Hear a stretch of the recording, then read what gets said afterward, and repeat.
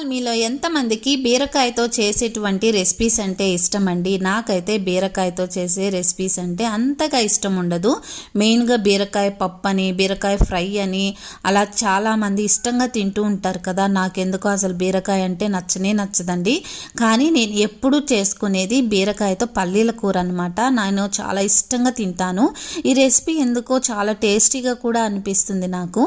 So ఈ recipe వచ్చేసి మనకి ఓన్లీ రైస్ లేకే కాదండి, చపాతీస్ లేక కానీ రోటీస్ లేక కానీ చాలా టేస్టీగా ఉంటుంది. ఒకసారి నేను చెప్పినట్లుగా మీరు వీడియోలో చూస్తున్న విధంగా ఒకసారి వండి చూడండి, మీరే ఆశ్చర్యపోతారనమాట. అంత టేస్టీగా ఉంటుంది. ఇది ఎక్కువ టైం కూడా తీసుకోదు, ఎందుకంటే మనకు బీరకాయ ఉడకడానికి ఎక్కువ టైం తీసుకోదు కదా, తొందరగానే మగ్గిపోతుంది. చాలా తక్కువ ఇంగ్రీడియంట్స్తో చాలా టేస్టీగా కుదిరే రెసిపీ అనమాట. ఒకసారి మీరు కూడా ట్రై చేసి కామెంట్ సెక్షన్లో కామెంట్ చేయండి. థ్యాంక్ యూ ఫర్ వాచింగ్ అండి. బాయ్.